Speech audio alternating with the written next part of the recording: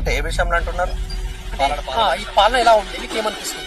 మళ్ళీ 5 సంవత్సరాల మధ్య ఉంటుంది, మళ్ళీ రాదనుకుంటున్నాం. మళ్ళీ 15 సంవత్సరాలు, మళ్ళీ 15 సంవత్సరాలకు ఒకసారి అధికారం వస్తుంది, మళ్ళీ 15 సంవత్సరాలకి వాళ్ళకి అధికారం వస్తుంది, మళ్ళీ రాదు. సరే ప్రజలు గుడ్డులే ఓట్లేసి తప్పితే ఏదో ప్రజా పాలన మీద ఏమి లేదు. ఎందుకు మీరు అసంతృప్తి పార్టీ అంటే పాలన మీద? మేము అసంతృప్తి, మేము హ్యాపీనే ఉన్నాం. హైదరాబాద్ ఏదో పని చేసుకుని హ్యాపీ ఉన్నాం, కానీ ఊర్లో చాలా పబ్లిక్ చాలా అసంతృప్తి ఉన్నారు. గత ప్రభుత్వం చూసుకుంటే ఈ ప్రభుత్వం అంతే ఉంది, ఆ ప్రభుత్వం అంతే, రెండు అంతే ఉన్నాయి. అంటే ఇప్పుడు వాళ్ళు చెప్పిన 6 గ్యారెంటీలు అమలు పరచలేదా? 6 గ్యారెంటీలు ఎవరికి కావాలంట? ఫ్రీ బస్ ఎవరికి కావాలి? ఫ్రీ బస్ తిరిగేంత స్తోమత ఏం లేరు. ఫ్రీ బస్తో అవసరమే లేదు.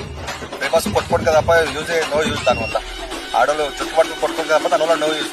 ఎవడు ఏ పిల్లల బస్సు ఎక్కాలన్నా ఛార్జింగ్ డబ్బులు లేని స్థితిలో ఏ మొగోడు లేడు తెలంగాణలో. అలా అభివృద్ధి చెందే ఉన్నారు. అంటే ఇప్పుడు మనకి వాళ్ళు ఏం చెప్తారంటే మేము 6 గ్యారెంటీ అమలు పరుస్తున్నాము కదా, సో మేమే కదా అసలన్న పాలన మాది, మేము ఇల్లు కట్టిస్తున్నాము, ఇందిరా ఇల్లు కట్టిస్తున్నాము, ఇప్పుడు ఆడవాళ్ళకి పింఛన్ ఇస్తాము, అన్నిటిలో మేము మా ప్రభుత్వం బాగుందని వాళ్ళు అంటారు. ఒక ఇల్లు ఒకటి కట్టిస్తుంది ఈ మధ్యకాలంలో, అది కొంతమందికి వస్తున్నాయి, కొంతమందికి రాలేదు. వాళ్ళ ఇబ్బందులు కూడా చాలా ఉన్నాయి. ఆ తర్వాత మిగతా ఆడవాళ్ళకి ఎవరికి డబ్బులు ఏం రాలేదు. ఎవరికి మహిళలకు నెలకు 2,000 రూపాయలు ఏ మహిళకు కూడా రాలేదు. ఒకసారి మైక్ పట్టుకుని ఊర్లో వచ్చి తెలుస్తుంది ఎవరు 2,000 ఇస్తున్నారు, ఎవరు 2,000 ఇస్తలేరు అనేది. దానివల్ల ఈ మధ్యకాలంలో ఒక ఇందిరా ఇల్లు ఒకటి శాంక్షన్ అవుతున్నాయి. అవి కోటి మొత్తం ఫిల్ అవుతాయో చూడాలి మనం.